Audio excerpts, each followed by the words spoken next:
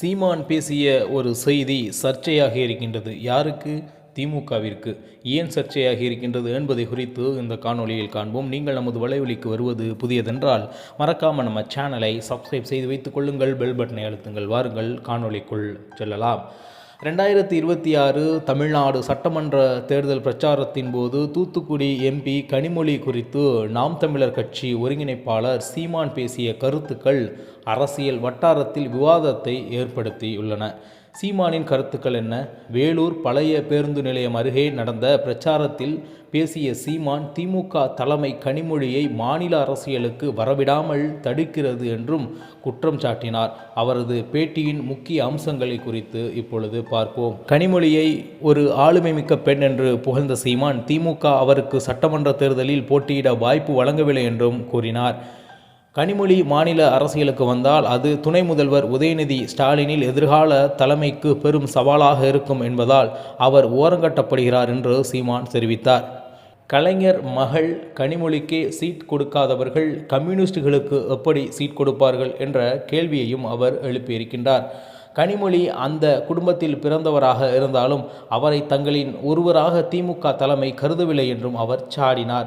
தேசிய ஊடகங்களில் இதை குறித்தான செய்திதான் இந்த சீமான் அவர்களுடைய பேட்டியின் சர்ச்சைக்கான மிக முக்கிய காரணமாக இருக்கின்றது.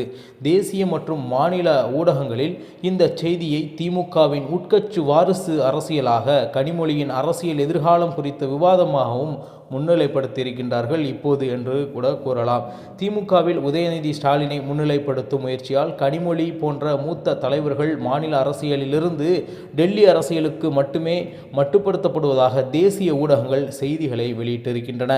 தேர்தலுக்கு முன்னதாக திமுகவின் குடும்ப அரசியலை சாடுவதன் மூலம் சீமான் நடுநிலை வாக்காளர்களை கவர முயல்வதாக ஒரு குற்றச்சாட்டை திமுக தரப்பிலிருந்து அதன் கட்சிக்காரர்கள் வைக்கின்றார்கள். மேலும் இது குறித்து கேள்வி எழுப்பப்பட்ட போது திமுக பொதுச் செயலாளர் துரைமுருகன் ஒரே வார்த்தையில் பதிலளித்து இதை கடந்துவிட்டார். ஆம், அந்த வார்த்தை தான் இந்த கருத்து குறித்து எனக்கு எதுவும் தெரியாது என்ற வார்த்தை.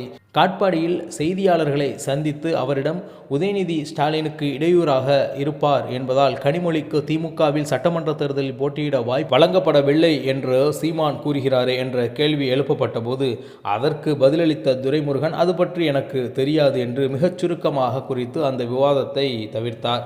சீமானின் குற்றச்சாட்டு: கனிமொழி ஒரு ஆளுமை மிக்க பெண் என்பதால் அவர் மாநில அரசியலுக்கு வந்தால் உதயநிதி தலைமைக்கு சவாலாக இருக்கும் என்று திமுக தலைமை பயப்படுவதாக சீமான் குற்றம் சாட்டுகிறார்.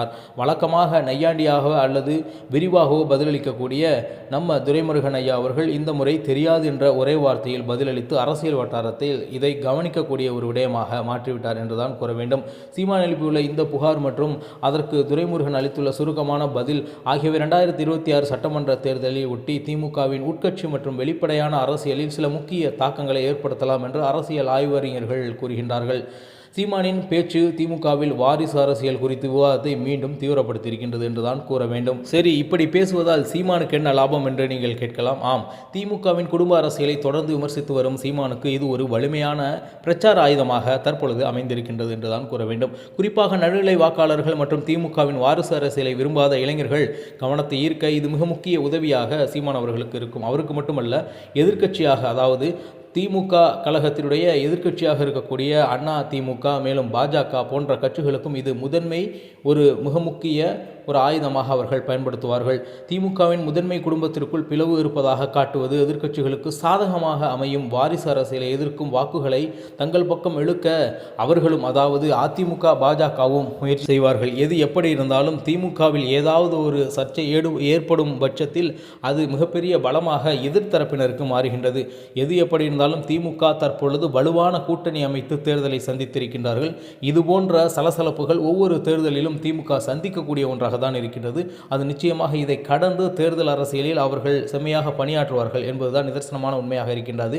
ஒருவேளை இது ஒரு வாய்ப்பாக கூட எதிர்த்தரப்பினருக்கு இருக்கலாம், யாருக்கு தெரியும். 2026 சட்டமன்ற தேர்தலில் நிச்சயமாக மக்கள் இதற்கான பதிலை தருவார்கள் என்பதுதான் நிதர்சனமான உண்மை.